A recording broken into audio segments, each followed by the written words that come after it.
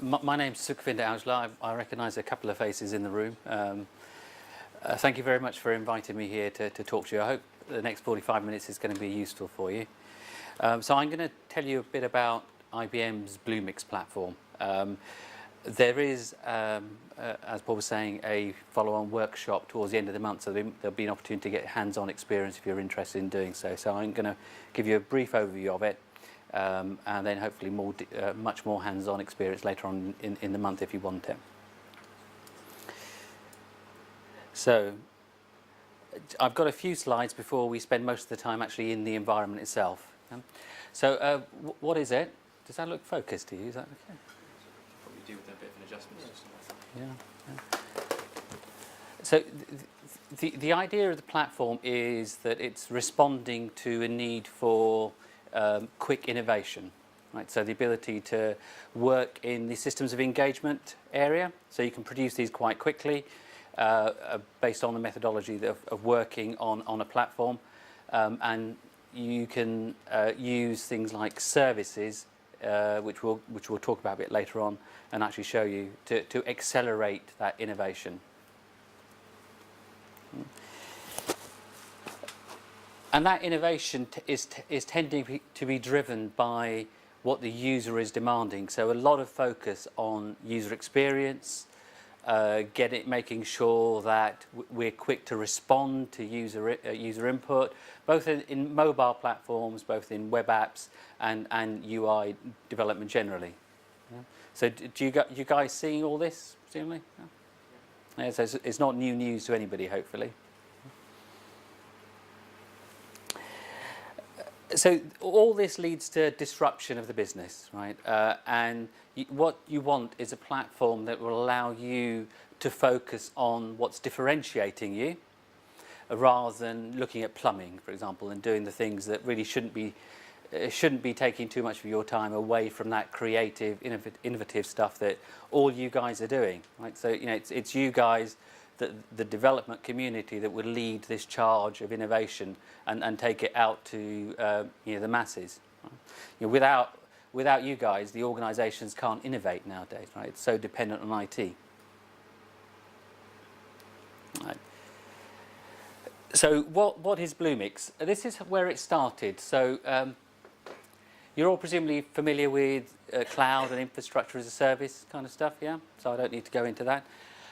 So Bluemix started by saying what we can do is to, as a host, look after more of the stack for you. Right? So in infrastructure as a service, you looked up to the virtualization layer, and then you, as the end user, were responsible for the stacks above. You know? And really, these stacks, these things here, these three things here, aren't really adding a lot of value to you in terms of delivering end user functionality. They're a requirement, but they're not adding real value to you. So in a platform, what we're doing is taking that responsibility away from you and allowing you to focus on that higher level of value. So when we first brought this platform out, we got lots of feedback from customers. IBM operates in the enterprise space. So we have large banks, insurance companies, retailers, all these kind of people using it. We got lots of feedback saying, our cloud strategy means that we don't want to use a public cloud, for example, or our cloud strategy means that we want segregation in the cloud. Right? So we got all this kind of feedback, and we responded, and we've expanded the platform. Right?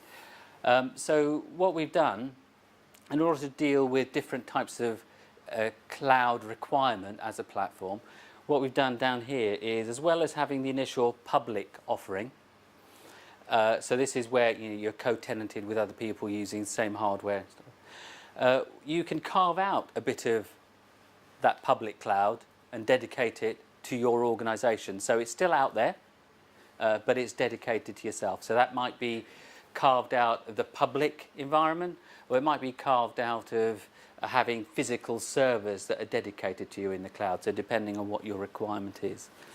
And what we've been seeing recently, and we're going to be making some announcements come this summer, is that we're going to give you the capability of having that within your firewall.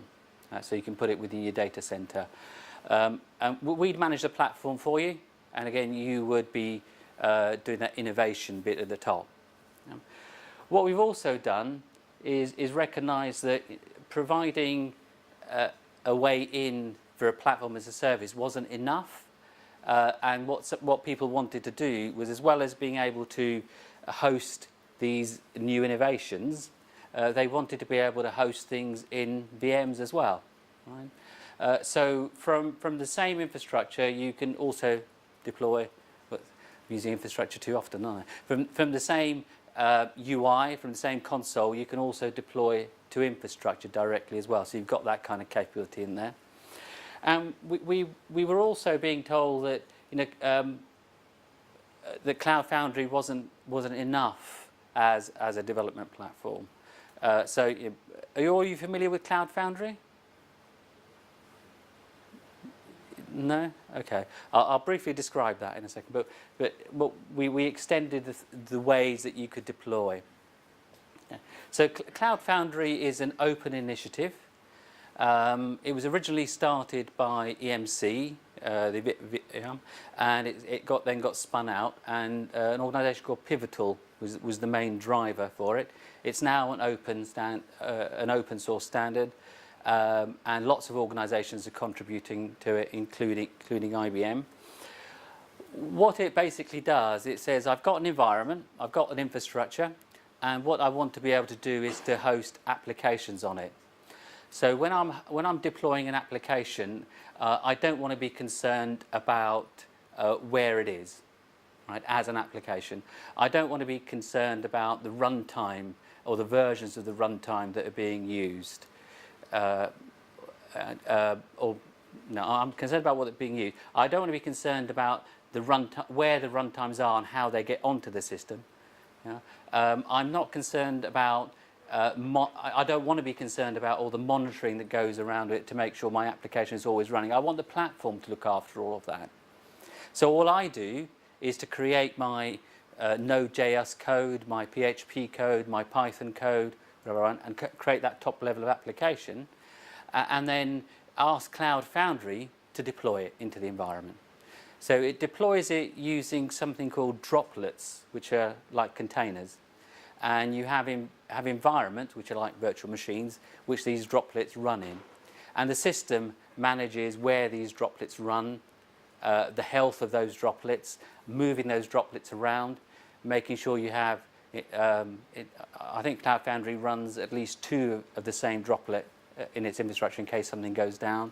It can also look after availability, so if one droplet is not able to service everything, it will automatically create additional ones, and that can be expanded across the application as well.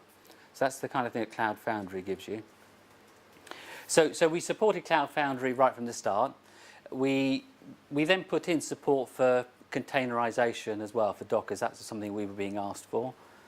And OpenStack obviously gives you the infrastructure as a service kind of automation. Yeah. So you're all familiar with OpenStack?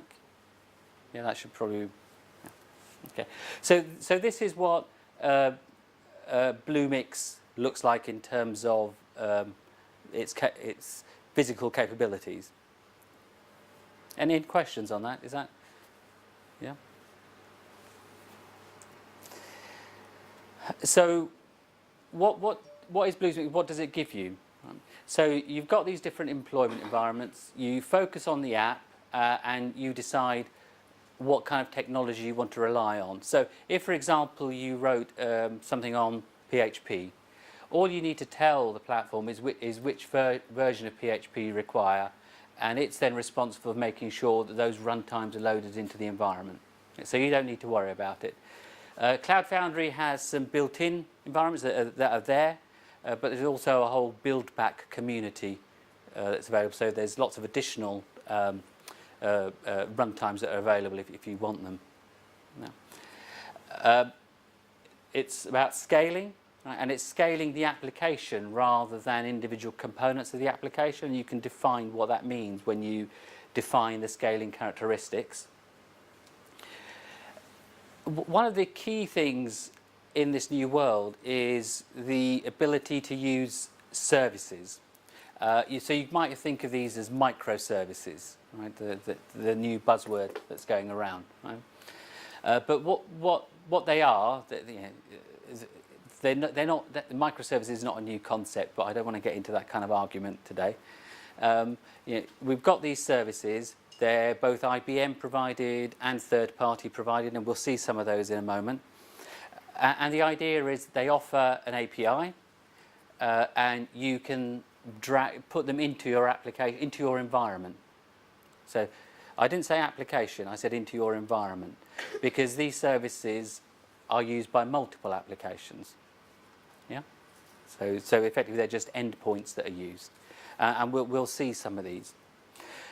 The reason for doing all of that is because this is trying to accelerate both the development cycle, because you've got pre-built things to use, which are hopefully higher quality and stuff, and also because it allows you to then focus on the things where you want to add value. You could potentially become a provider of services as well on the platform. The pricing is very much along the cloud model in terms of what you use. There's different pricing models, and if we have time, I'll describe a bit of that towards the end of the session. Okay. And being an enterprise platform, there's a lot of considerations around security. So that could be security of your application, security of the services that you use, security in terms of connectivity into other clouds, security in terms of connectivity into your back-end systems. Most UI applications need integration into a back-end system, because that's where all your information and your wealth of data is and functionality is. So you want to try to expose and use that in order to get that good experience. So having a secure capability to connect into that back-end is very key. Okay. So the platform is built on all the open standards that I talked about. So all the key things it's built on are all open. Right? We haven't got anything proprietary in there. There's multiple locations that you can deploy to around the world, and that's increasing. And I think the next slide, the one after, shows you where the locations are, if that's important to you. You can use some inbuilt development capability. You can also bring your own tools into the environment as well, in terms of if you wanted to, if you've got an existing development capability, you can carry on using that and maybe use some of the Cloud Foundry command lines, for example, to push stuff into the environment. That seems to be quite a popular way of working. Developers tend to like command line stuff. Right, so there's a command line interface for you to push stuff into the Bluemix environment and to instantiate services, to bind service to your application, all the kind of stuff that you need. Okay, and I mentioned all the catalog, and I'll mention that a bit more when we look at the tool. Hopefully, make a bit more sense then. Okay, so in terms of a logical model, as it were, you're all developers, designers, architects, that kind of stuff in this room. So hopefully this picture will appeal to you. It's a bit of what we call marketecture rather than proper architecture. Yeah. So what we have in here is you have your development environment. Yeah. As I said, that could be your existing one. It could be the ones that IBM provide. It could be something else as well.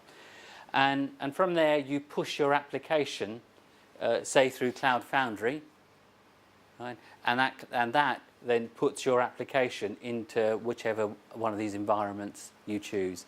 Yeah. And all these environments will be available in a single runtime, so you won't need to learn anything different to put them in different locations. Yeah. You're using the services catalog in order to accelerate your development, and at the end of the day what you're doing is producing applications that can be hosted on the platform. And very importantly, you can expose the things that you create via APIs. So there's a whole API management capability built into the platform as well. So that's just another service within the catalog, which is about API management. And you can use that to do the standard stuff that you would do with API management, you know, what you're going to expose, what's the security you want on that, what's the rate at which people can call you, what's the charging, all that kind of stuff. You can do all that kind of stuff within there. Okay, does that make sense? Yeah. Okay. So, as I said, so Bluemix is an application level platform. Right? It's all built upon our infrastructure as a service platform, which is soft layer.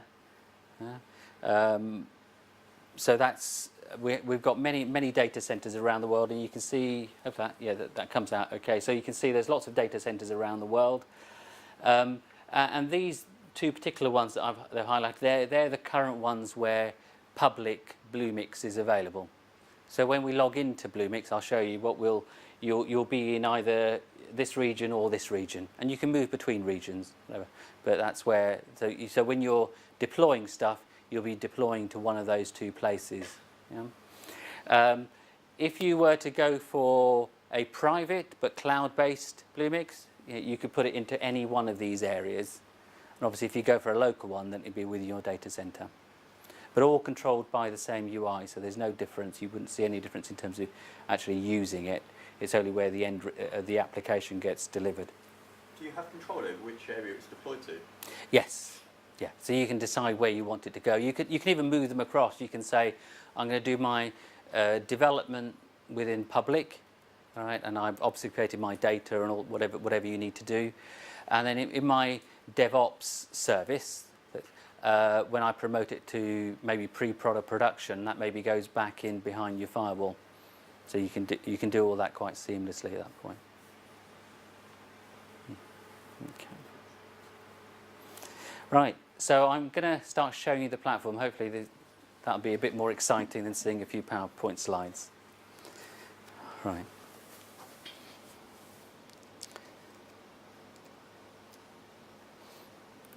Okay. Okay. So can you all see that clearly? Yeah. So this is the Bluemix Dashboard, it's called. So the real estate you get with a projector is much smaller than you get even with a small screen like this. So I apologise for everything being squashed up a little bit here. But what you can see here is that I'm in a region, I mentioned, so I'm in Dallas, in our Dallas one, so I'm deploying to there. Over here is who I am, my organisation. So I've got my own organisation. It's not very big. I'm not a multi-millionaire or a billionaire. In fact, it's a trial version. And within my region and my organisation, I can create spaces. So spaces allows me to separate out my development teams or my applications, depending on how I want to work it. And the dashboard gives me a view of the things that I have currently. So this is divided up into 3 bits. So the first bit is the Cloud Foundry things that I've got. So I've got some applications here that I've written. And I've got services in my environments as well that I've bought into this region. Yeah? So I've instantiated those services and they're running. Okay. And I can add other ones just by clicking here. I can create new applications by clicking here. We'll be doing that in a moment. And down here, if I wanted to create containers, I can do that. And further down, if I wanted to create virtual machines, I can do that all from the same environment. Okay. Right. So I'm just going to explain a bit more about what's in here before we delve into the development kind of command. So if you wanted to use this environment, there's a free 30-day trial that's available. Right? So you can go in there and just sign up. There's no credit card required at that point. Right? After 30 days, you will need to put a credit card in if you want to carry on using it, but there is a freemium level that you can carry on using it for forever. Or forever, maybe a bit long, but for a long time, until we exist.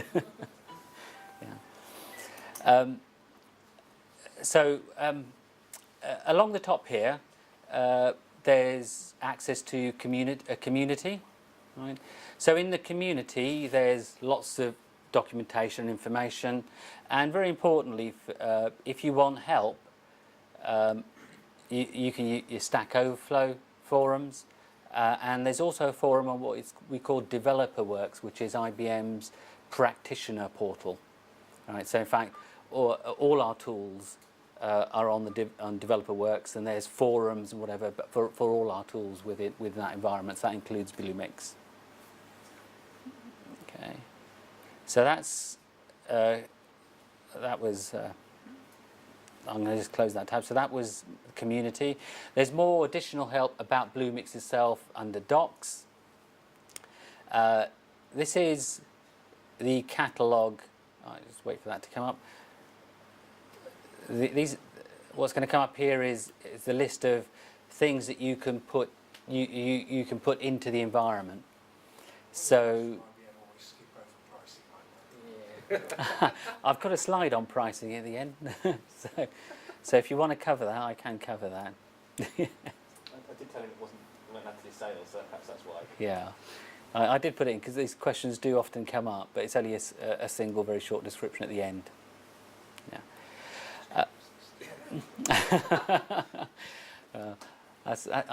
If you're going to heckle like that, I'm okay. Right. So within the catalogue, you can see there's lots of categories that you can look at, and here you've got the list of things within that catalogue. So what we start off with is what we call boilerplates, and these are really sort of starter apps. So they're standard kind of patterns of usage, and this just collects together the types of services that you tend to have within those patterns. So it just makes for an easier starting point. And as you scroll down, these are the runtimes that are built into Cloud Foundry. So you can say, I want to use this runtime within my application. Who's heard of Watson? Good. You all get a T-shirt. Watson is IBM's cognitive platform. So it allows you to do lots of quite clever things, and we'll see one of those today, hopefully. And we are exposing a lot of that capability through the platform, so you can bring it into your applications very easily. I thought all of the Watson APIs were currently invite only. Sorry, there are? They're all invite only at the moment. No. Where you see beta, actually, with betas we put on, there's no real support for those because we're trying them out, but you can use them as much as you like. Yeah, so they're free in effect. There's no price plan against them. Yeah, but we're putting more and more Watson cognitive kind of services on the platform, so you can bring them directly into your application. If we carry on a bit further. There's lots of services around mobile as well to make it easier to build mobile applications. And when I talk about mobile, I don't mean you're going to build the code that's running on the end device, right? Because at the end, this is on the cloud, right? So what you'll build here is either a web app that runs on any device, or you'll build end services that your mobile app wants to use, right? And those services can be used not just by your mobile app, by anything. You could expose them through APIs and have a whole ecosystem being created. Yeah. Is that like background service capabilities? Sorry, I'm not. Name value pair storage. Yes, so things like NoSQL databases and stuff. Yeah, that's further down. So that's a good prompt. Let me carry on going down. Yeah. So before we get to that, so there's some DevOps kind of capabilities with it. So for scaling, I can bring that service into my application and say, actually, I want this app to be auto-scaled. So I want to use this service, and this service will look after the characteristics of the application that you want. So it'll scale as you require. There's also a monitoring analysis service, so that'll plug in to your application, and then you can monitor the performance of your application and various other characteristics. information, is that only used by you or is that accessible by anybody else? IBM. So when you create your application, this is your private domain, but when you expose your application, then it's to the public unless you put security on it. Internally, so Yeah, so you could expose it just internally if you wanted to, but it depends what level of security that. By default, if you didn't put anything on it and you use the public cloud, then it would be publicly exposed. Yeah. You said monitoring and analytics a moment ago. Bring Yeah. that into your application. Where's the monitoring client-side tooling or the analytics platform? What does that monitoring and analytics So, service provide? Yeah, Does that feed into your own monitoring tooling? Dynamics or Splunk? yeah, that's a good question. Yeah, so I'm not going to have enough time to show you all of that today, but the monitoring and analytics capability, what it's doing, because you've got Cloud Foundry running everything underneath, and there's a standard architecture underneath of things how they run. This service is able to plug into that and then show you what's going on. You can export information, but I'm not sure how. I don't think you can directly link in. You could write it as part of your application to secure link in back into your own monitoring systems if you wanted to, but I don't think it's there by default. Okay. As we carry on, there's things like a business rules service. A workflow service, so you can bring those in, and it carries on. I'm not going to read them all out. There's quite a lot there. Integration services are very interesting. So this API management service is actually a full-blown API management capability that you can bring in. Yeah. So remember, you're bringing it in as a service, so your applications use it. Yeah. So that can any of these services can span a number of applications. Yeah? So if you've got a service already running in one application and you create another application that uses the same service, what you would typically do is just bind to the existing service rather than create a brand new instance of the service, typically. Okay. Right. Just carry on. So this is where the databases come in. So here you've got your NoSQL databases. So there's a Mongo down here. There's Cloudant, which is our CouchDB based database. This is a data warehouse capability down here somewhere. No, that's further down. Yeah, here that's a data warehouse capability. That's a Hadoop capability, right? Lots of analytics, security capabilities that you're bringing in, single sign-on, analytics capabilities. Internet of Things capabilities. I'm going to try to give you a demonstration of Internet of Things device today if I can. And these are some custom ones that I created.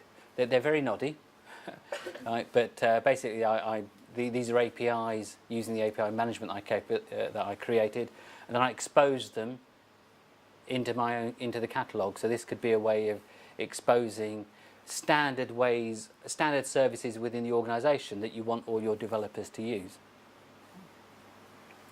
Okay, so that's a bit of a whistle tour through the catalog. There is more detail about each of those items when you click on it, and in the documents section as well. What was the SQL database? Is it SQL Server or something else? Yeah, so the SQL database here it is a connector to a SQL database. So it's assumed you've got a SQL database somewhere. Yeah. Even the Cloudant stuff is an API, for example, because Cloudant is hosted in the cloud elsewhere. Yeah, but because we own it, we give you access to it. Yes. Yeah. Okay. Right. So what I was going to show you. How much time we've only got about 10 minutes, 10, 12 minutes left. 15. Okay. Okay. So I'm just going to show you something that's a bit fun, right? Before I show you how to create an application.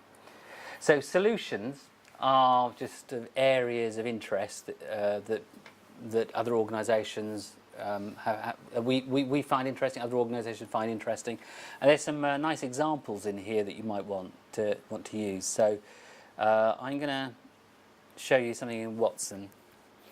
So if you go down to Watson, down there.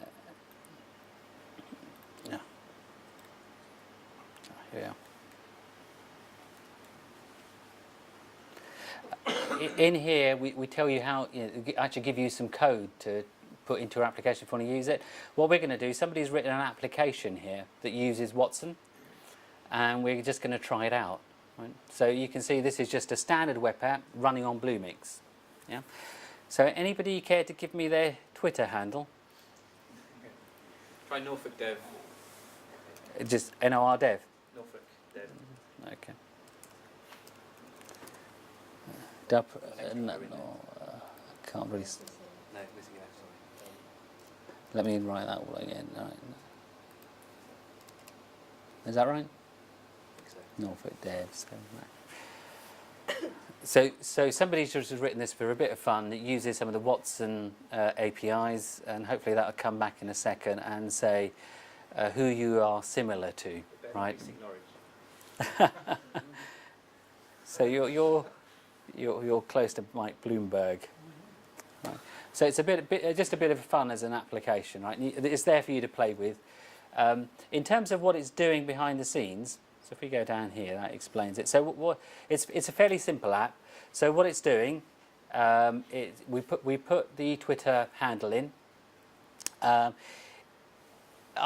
We have within the environment, we can bring all the Twitter feeds in, right? And I'll show you this in a second. And what we do is we grab the last, it says 2,300 tweets that you made, if you've made that many. I don't think I've made that many all my life.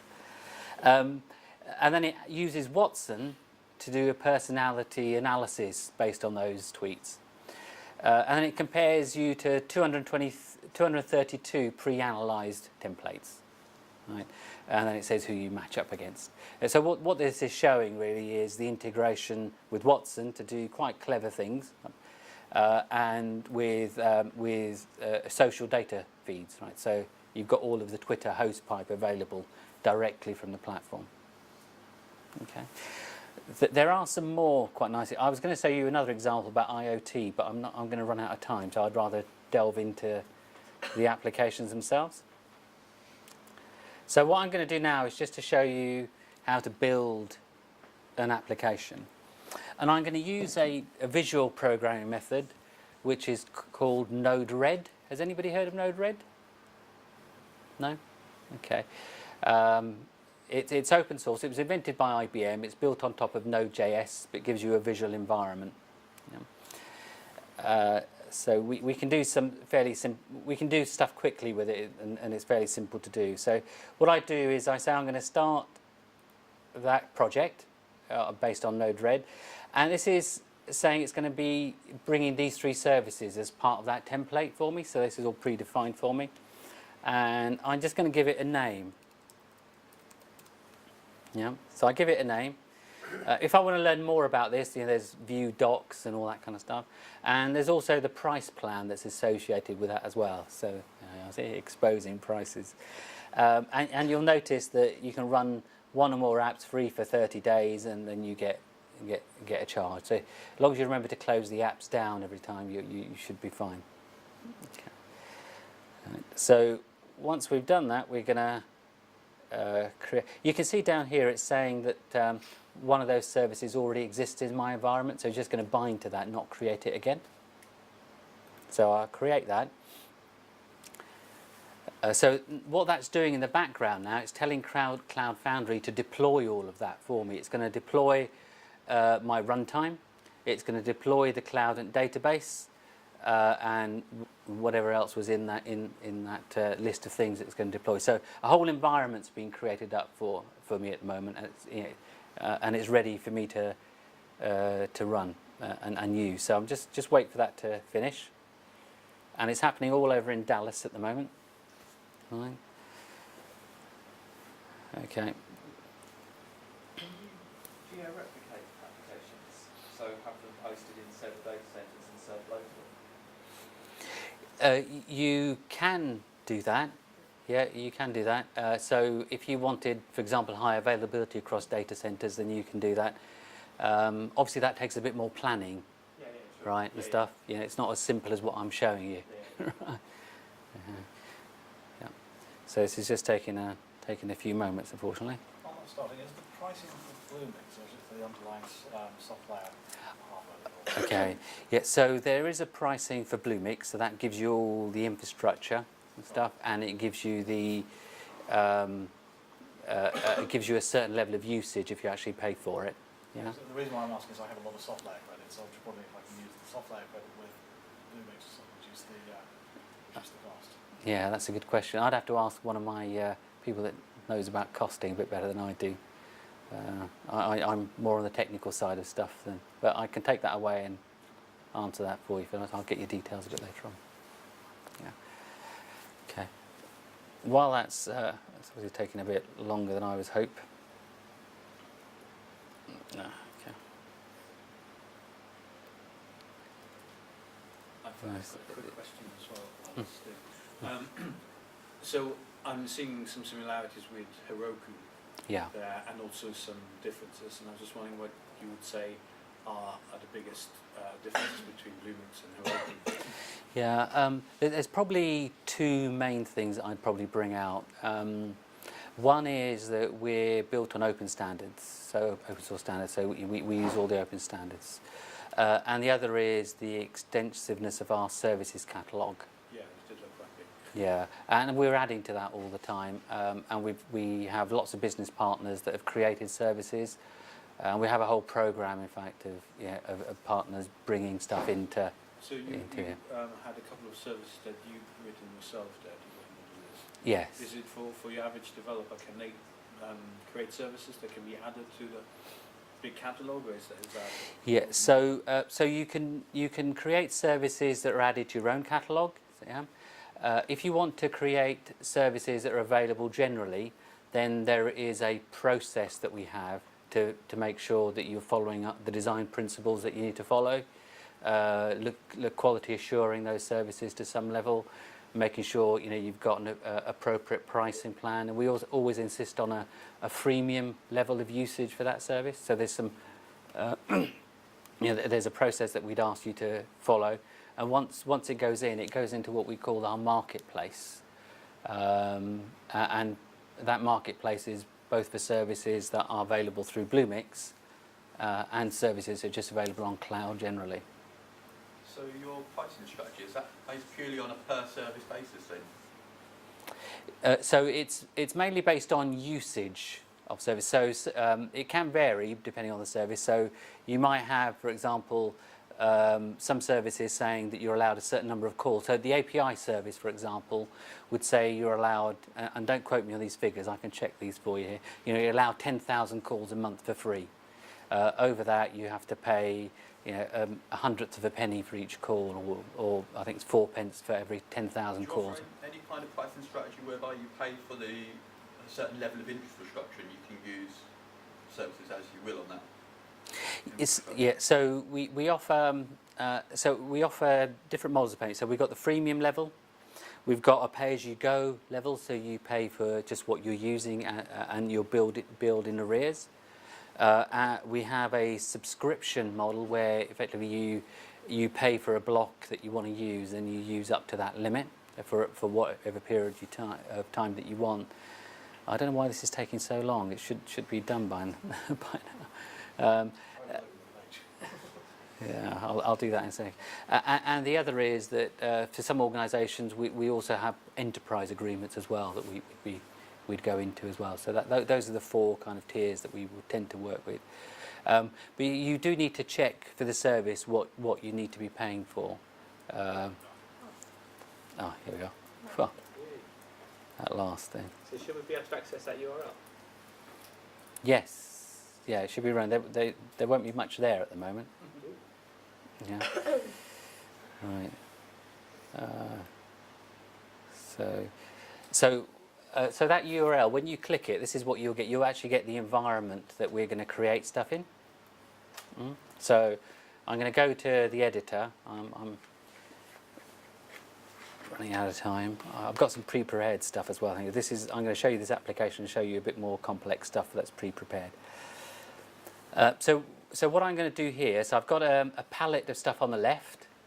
I've got an info window on the services and a debug window on the right here. And in the middle is my sheet for drawing stuff. Right? So what I'm going to do very quickly is I'm going to go and look for my Twitter input. It's down here somewhere. Yeah. Right, so I've got my Twitter. You can see on here the little bird is on the left. That means that's the convention for saying it's input. And down here the little bird's on the right, and that'd be output into Twitter as well. Yeah. So I can do both. So I grab that, and then I'll just give it its parameters in a second. And what I'm going to do, just for our purposes, I'm just going to show data through the debug window rather than having to create any nice fancy window. So if I double click that, it asks me whether to add some credentials. So if I do that, click, I now will authenticate my app with Twitter. Right, so that's going to be me. This is where I hope I've remembered my password. Yeah.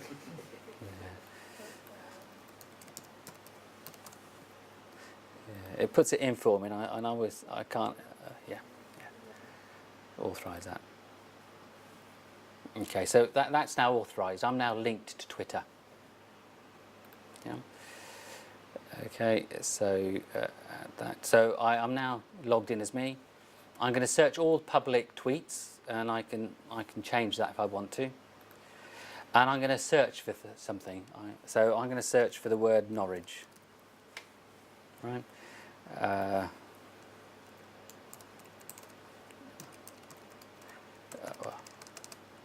And this is just going to give a name to the little box that I've got.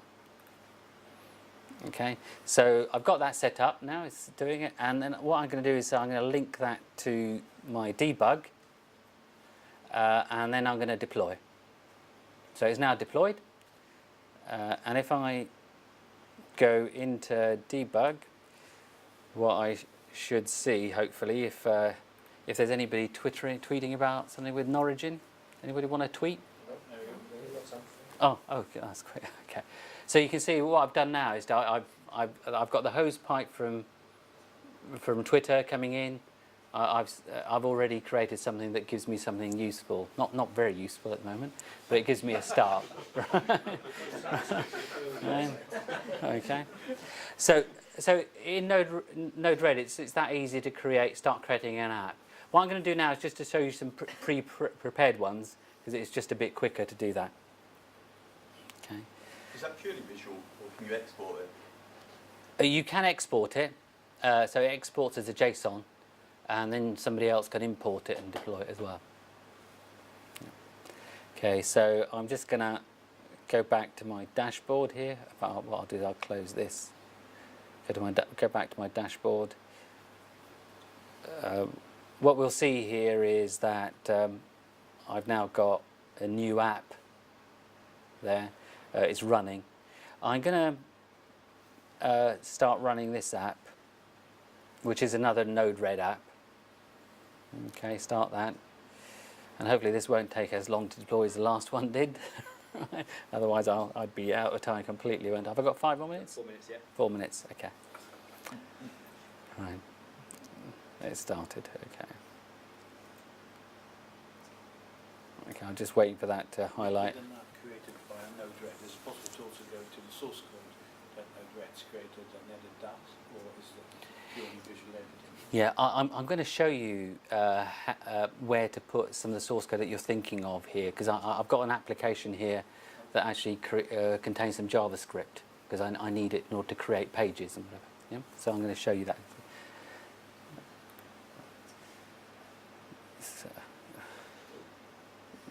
It's not quite ready.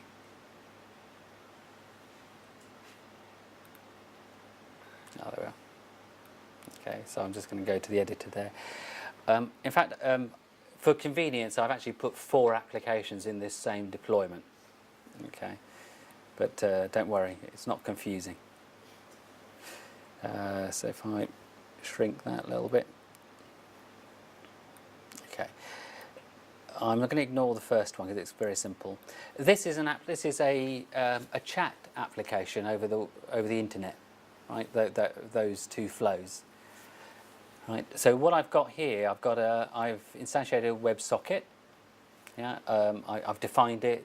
I've just put some configuration in there, and then I'm outputting to another WebSocket. Yeah. And here I've actually got some code. Right. And all the code is doing, this is very simple code, I'll show you a bit more code in a second. All this is doing is saying when I take stuff from the socket, I'm going to delete the session information with it because I want, when I output it, to go to anybody that's listening, not just restrain it to that session. Okay? So cancel that. And then down here, what I've got is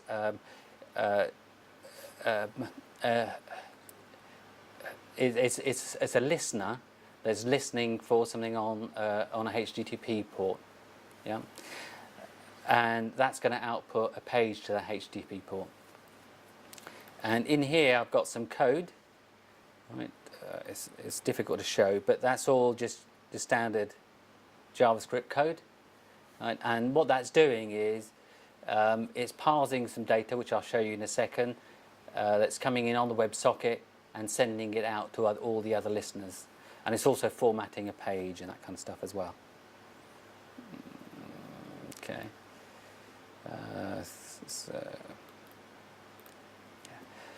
Right. So if I go to here,